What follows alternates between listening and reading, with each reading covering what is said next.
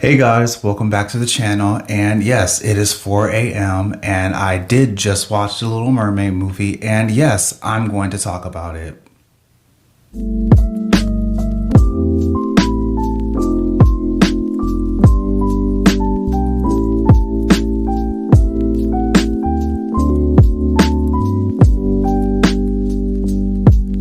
First impressions.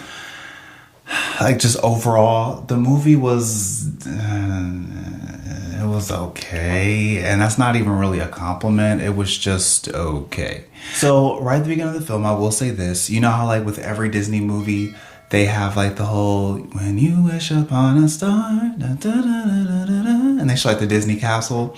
I will say that intro was that was absolutely the best one. That was the most beautiful intro I've ever seen with the castle. But that's just my opinion. I don't know if people pay attention to that when Disney movies open up in the very beginnings. But yeah, loved it. Beautiful castle, beautiful pan of it, absolutely gorgeous. And that's probably one of the few compliments that I have.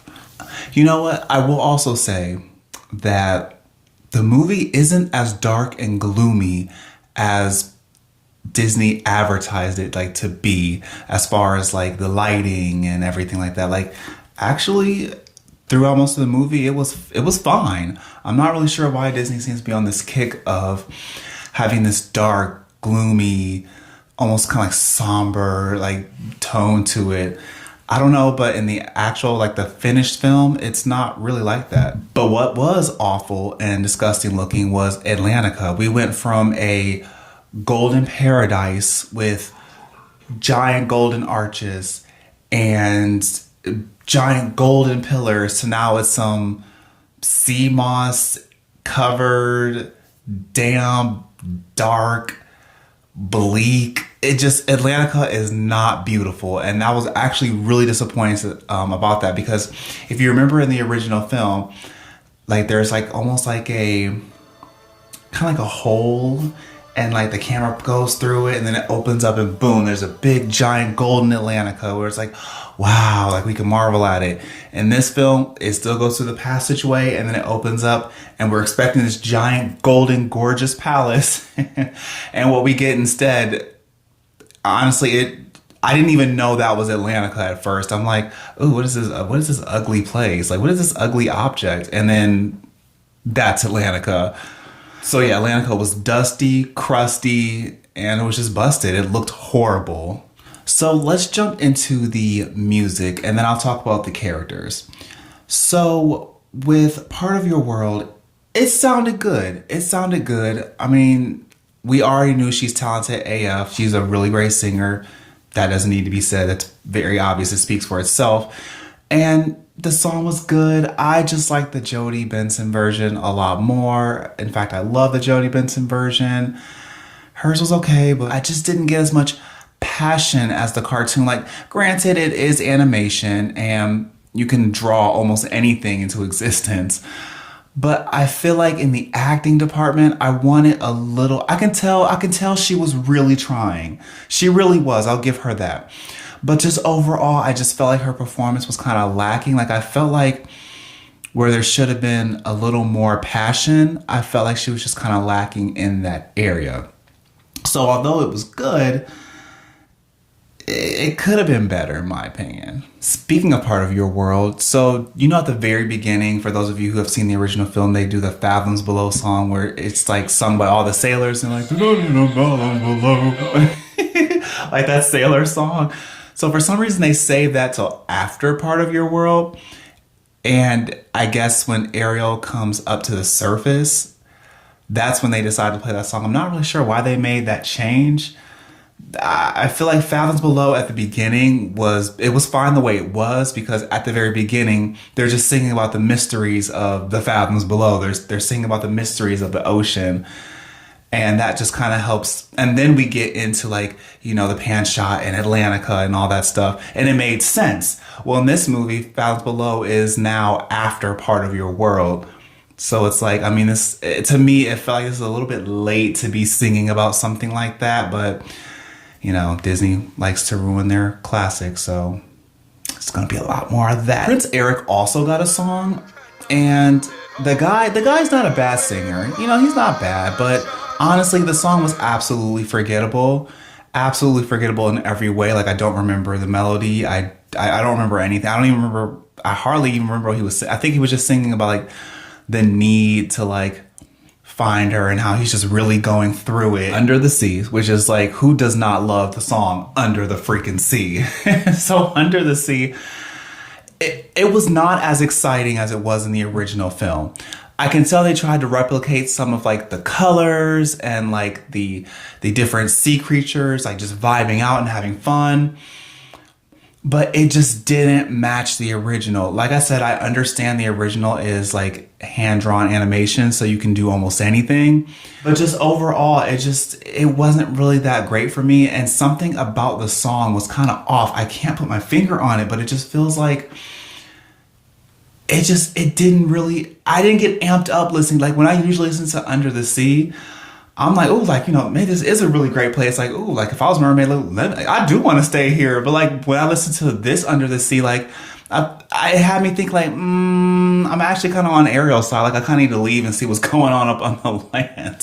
So for me, it just wasn't as convincing. I'm not sure why. And something else that I didn't really care for is in this version, Ariel sings with the song. Don't get me wrong, she sounded nice, but I didn't like that. Like the original song was about convincing Ariel, and all of the sea creatures and all of Triton's subjects are all, you know, every creature under the sea is just coming together to convince Ariel, this is where your home is. This is where you need to be. She was also distracted because at the end of the day, it's like, I just saw what I saw and I want more. I want more. Like she saw what she saw and she wanted more. So she was like already distracted. And then like near the end of the song, Founder's like whispering in her ear, like, oh, this is like, I found something. But in this version, I feel like her singing with it kind of just takes away, like she's supposed to be kind of distracted. She's supposed to be halfway paying attention, and it's about them convincing her. But when she sings along with it, it kind of gives the impression that she is buying it. Does that make sense? Like she's buying it. Like when she's like, under the sea. I'm not her, I can't sing, but in my mind, that's like, okay, she's kind of buying it. Like under the sea, she's enjoying the song. You know, maybe I should say, like, that's the vibe that I was getting. And then at the end of the song, she's just absolutely disappeared. So for me, it just didn't really work out that well. I'm sure a lot of people enjoy Ariel singing with the song, but I didn't really care for it. Okay, Scuttlebutt. So, yes, the song is annoying. However, I didn't think it was that annoying. I felt like it was so while the scene was playing out and Ariel has like the pillow over her ears and she's acknowledging that this is kind of annoying and like I'm trying to sleep. And as the events were playing out and we can see the scene, it wasn't that bad. Now I listened to the song before I saw the movie, like the track that they released, and that was annoying. But I think it was annoying, or at least more annoying, because it was isolated and it didn't have the imagery to go with it. But with the picture going with it, for some reason for me, it was a little more tolerable. But ultimately, I still don't really care for the song. I just didn't think it was as horrible as everybody thought. Speaking of Scuttle, real quick. So a lot of people drew attention to Scuttle being under the ocean in a part of the trailer. And they were just like, how is this possible? And so after watching the film, I'm like, okay, I didn't do the research on the bird, but I'm pretty sure they chose a bird that can spend some time under the water. But more importantly, I think I understand why they did this. I think they did this because they wanted to make the part where she goes above the water for the first time more impactful. So in the original film, Ariel had already been above the water. She was like already communicating with Scuttle, things of that nature. So it's not like she never knew what it was above the water. However, in this version, Ariel was always under the water and she was never even allowed to go touch anything above the water. But to me, that doesn't work because the impact is Ariel for the first time touching the land. But they took away from it, in my opinion, by making it not just the land, but it's also having her head above the water as well, which I felt like that was a little weak. I feel like they should have just kept it the way it was. I do not think it made it more impactful. But again, Disney likes to ruin their classics, so why are we surprised? So let's get into the characters, and we'll work our way up to Ariel. Let's start with Sebastian, right? I didn't care for the accent. I know the guy was trying. I just didn't really like it. I felt like it was a cheap imitation, and that's no disrespect to him. I wasn't buying it. I didn't think he looked as creepy as he did in the promotional work. Like in the movie, he was still kind of creepy, but he wasn't really as bad in the film. When it came to Flounder was creepy. And again, I understand this is like not hand-drawn animation, so there's no eyebrows. There's no, like, they can't fudge things the same way as they could with traditional animation. But he was still creepy. He was adorable. The voice acting was totally fine. I was fine with that. But he was creepy. Let's talk about Ursula. Melissa McCarthy, she did a good job. I will give her that. She did a good job. If I had to complain, I would say that I wanted her to have a little more of that Auntie Ursula sass that she had in the original film. Like, unfortunately, we didn't get like the body language, like we didn't get all that. Or, what else did she say that really stood out to me in the original film? Oh, life's full of tough choices, isn't it? But when she replicated the line, it just wasn't the same. Like, I wanted that, I wanted that from Melissa, and she wasn't quite giving it. But the Ursula that she did bring to the table was fine. I was happy with it overall. And I feel like she was enjoying herself and she was feeling herself in the role, which is great. But if I had to complain about anything, as far as her acting, I just wanted more of that Auntie Ursula sass that she had in the original film. Something I was curious about was how they were going to treat Ursula's manipulation in this film. And what I mean by that is, so when Ariel first goes to Ursula, and she's singing the Poor Unfortunate Souls, and there's like a part where she says like, it's much prefer for ladies not to say a word, or, women should be withdrawn. Women are better off quiet. You have your looks, your pretty face, and don't underestimate body language, all of that. I was like, okay, I knew ahead of time that they were going to edit that and take it out and change it. But I was like, okay, how? And I was extremely let down. Like, they replaced it with Ursula just making comments about how, like, well, you can just go back to your miserable, boring life. And it's just like, I mean, that was kind of implied that was the other option. Like, Disney went a little over the top with that. Ursula is a villain. She's a villain. It's her job to manipulate the heroine. It's her job to say what needs to be said to convince her to sign that contract. Ursula was not meant to be... Now, it would be different if like a character like Ariel said that. That would be different. That would be pretty bad because she's supposed to be our heroine. She's supposed to be, our lead. She's supposed to be the good guy. So that would be bad. But this is a bad guy saying bad things. It's not like little girls are going to look at this and be like, you know what? Ursula is absolutely right. We should be quiet, withdrawn, and, just let men do what they want. No one's going to think that. No one thought that. I feel like Disney makes changes and inserts problems where there weren't any. So when it came to this, I thought the changes were stupid. I thought they were unnecessary, and they didn't even replace it with anything that was good. It didn't feel as villainous as what I feel Ursula should have been. So let's talk about King Triton. So King Triton, the first thing that comes to my mind is the way he spoke in the film. I didn't really like that. I don't like the whole, like, how do I imitate him? Ariel, you must never go up to the surface. There are terrible humans up there, and you must not ever go up there. You must spend your life down here. Why are you bringing that to the role? Like, it doesn't, like, I don't know if Disney thought, like, oh yeah, let him talk like that because he sounds more majestic. I don't know if that's what they were going for. I felt it was unnecessary.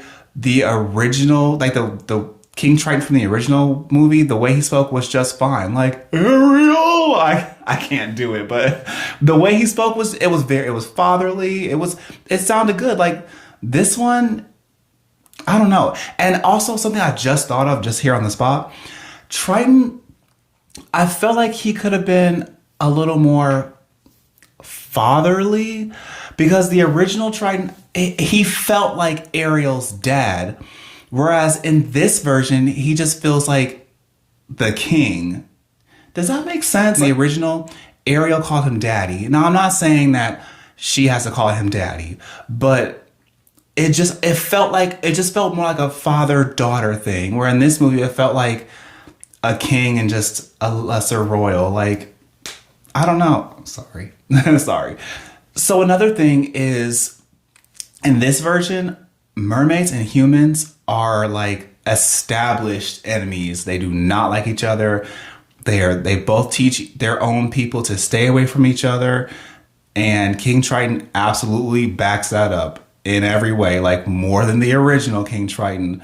So, I mean, I guess that's okay. That is what King Triton would do, even though it's a little emphasized in my opinion. It's a little exaggerated in my opinion, but I guess that is something King Triton would do.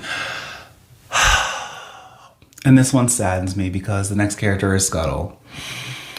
So Scuttle is my favorite character from the film, and I've never met another person whose favorite character was Scuttle. And Scuttle was officially changed to a female character. Now, Scuttle, for those of you who don't know what coded means, coded is just basically like if you're black coded, white coded, like there are elements and sometimes stereotypes that kind of give you the illusion or kind of like give you the impression of a certain demographic of people. So Scuttle, in my opinion, was coded as a white, older male, maybe like in his 50s or even maybe 60s, who was just kind of kooky, kind of weird. Maybe he lived alone. You know, he always had weird, kooky stories to tell, but a good-hearted guy. Like, that's what I got from Scuttle. And Scuttle was just always my favorite character.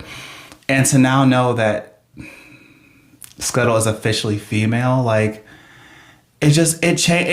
for me, it changed everything about the character. It just changes because he's female, he's extra annoying, because I feel like whenever you cast Awkwafina, and it's no disrespect to Awkwafina, but whenever you cast Awkwafina, you know the character is going to be mildly annoying. Like, yes, Scuttle was already somewhat annoying in the original film, but in my opinion, Scuttle wasn't annoying the entire film. This Scuttle is annoying the entire film.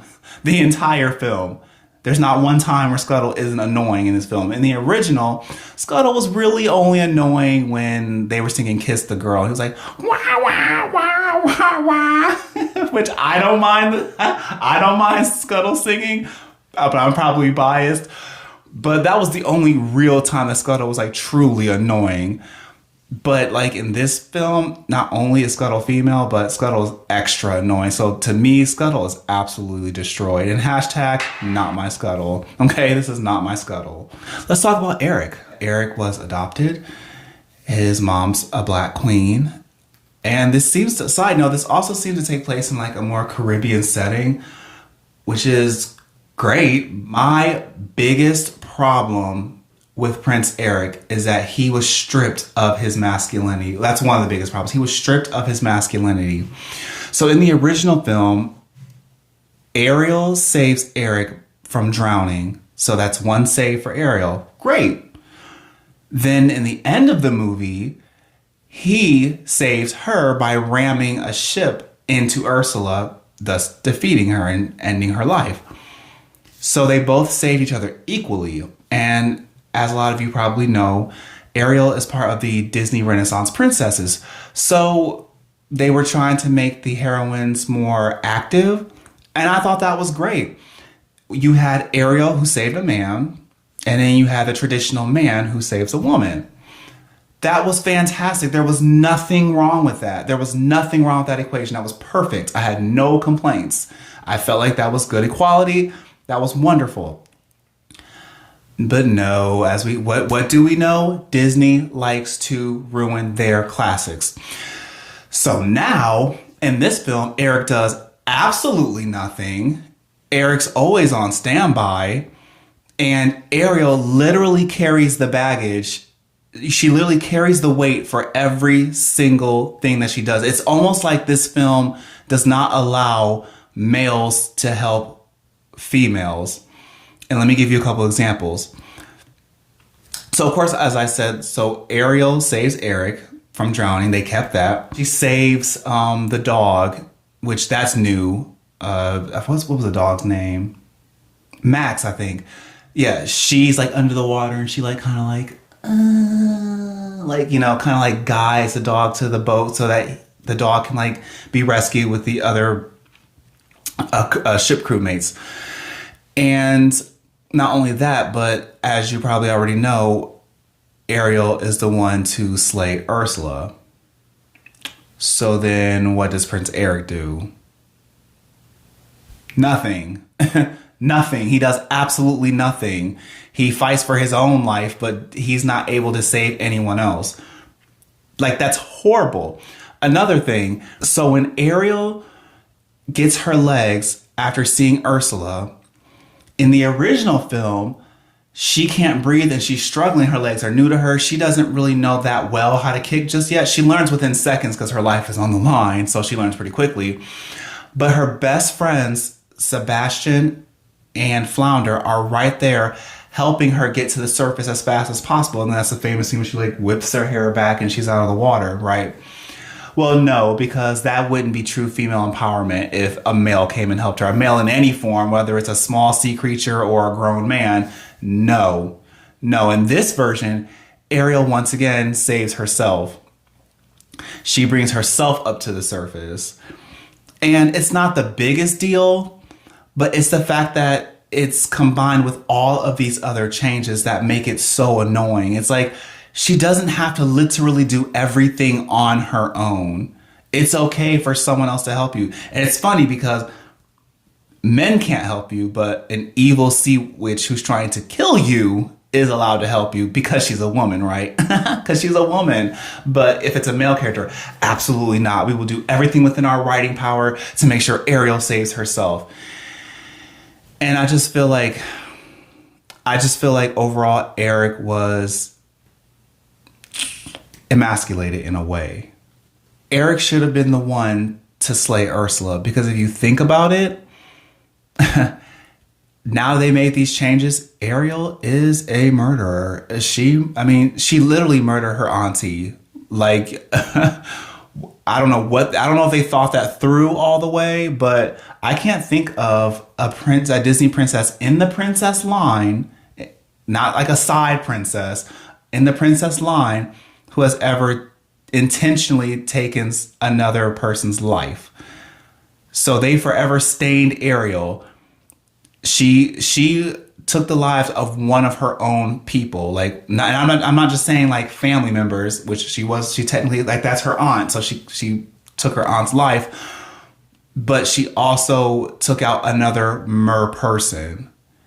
And I don't know if Disney just realized how bad that actually looks, but they did that. And I feel like it should have been Eric. Eric doesn't have any connections to that. He doesn't have any connections to these sea people.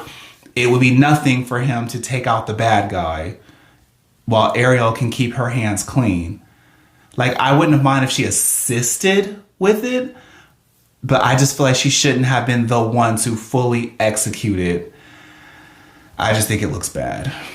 And lastly on Eric, it's funny because When Triton comes back to life after Ursula's defeated, Ariel tells her father, which is such a joke. You know, Eric helped me. Eric helped. You know, he's not bad. He helped. And I'm looking at the movie like where did Eric help? where did he help? What did he do? He wasn't allowed to do anything because Disney wrote this movie in a way to where men can't help women. Women have to do everything themselves. So what did Eric do? I literally just watched the movie. It's still fresh in my mind. I mean, maybe I missed something, but what did Eric do? He did nothing. Ariel did everything. The most he did, they kept the scene where I think it was a harpoon or something. But, you know, you remember that scene where Eric like threw the thing and cut Ursula a little bit? They kept that scene, but that's it. All that did was make her angry, and that's how, and, you know, made her giant. Like, you didn't do anything. I mean, it's like, really, like, girl, you did all the work. Like, what do you mean Eric helped you? That's a joke. All right, let's talk about Ariel. Goodness gracious. One of the good things about this is that in this version, Ariel actually admits that she's wrong. In the original version, Ariel just said, I think she said, "Daddy, I'm sorry," or "I didn't know." Something like that. Something that was very weak. She didn't fully take accountability, in my opinion. But in this film, she actually admitted she was wrong. And I did appreciate that change because that's one of the reasons why I don't like Ariel. Not just that, there's among other things, but that's one of the main things. So I am really glad that they fixed that. And like I said before, I feel like they totally overdid her heroism aspect. Like, she literally did everything. And Eric was almost useless. He was almost useless versus in the original film. He's strong, he's capable. You know, they're saving each other equally. He's not afraid like to like risk his life for her. And in this film, he's just kind of a bystander. Where it's like, okay, I'm all for representing females in a way to where they're empowered. I have no problem with that. But don't do it by emasculating or taking away from men. I personally don't appreciate that. So besides being a murderer, the romance in this movie was absolutely destroyed. It's funny to me how obsession is okay if you're a man, but if you're a woman, don't you dare obsess over a man. No, no, no. You be a strong, independent woman who don't need no man. But if you're a guy, oh yeah, you can obsess over her all day. You can have a whole song dedicated to obsessing over her. You know, that's totally okay. But if you're a woman, we can't do it the other way around. Like, okay, that was really weird to me.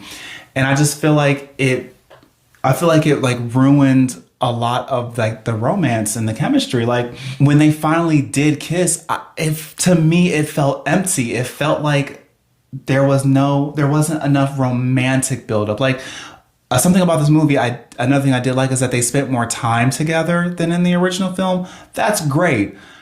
But romance-wise, like sidetrack real quick. Part of Ursula's power now, or this spell in particular, is that she made Ariel forget that she has to kiss the prince. So now to me, it makes it feel like Eric has to come on to her in every way, and she's not allowed to want him. She's not allowed to desire him. That's how this whole movie is written. She can't desire him in any way. He has to come on to her. And I don't like that. Like in the original film, she fell in love with him. And they were trying to get him to like her. But for some reason, they felt that was problematic. So I don't know. Like, I just feel like Disney really ruined the romantic aspect. Tell me in the comments section, if you saw this movie, do you feel that the romance was one-sided, like the way I feel? Or do you feel like Disney did a good job in representing like the chemistry and the romance between them? Because I personally feel like it was horrible, but let me know your opinion. But yeah, that's all I've got. That's all I've got. I literally just saw the film and I'm not impressed. I kind of knew that this wasn't really going to be that great, but I went ahead and paid my hard-earned money to see it anyway, and here we are. It's kind of scary that this is the path that Disney is on. Like, they feel like things that are not problematic are problematic, and so they're changing the things that made the movies great. And they're changing a lot of the traditional things that made the movie strong. And instead of just adding to that, they take it away and replace it. So, I don't know. I didn't care for the movie overall. It's nothing against Howley. I didn't care for the movie. Would I recommend it? I mean, if you love the ocean, if you have love for the ocean like I do, and you just love water-themed films, you know, and you got money to blow, go ahead.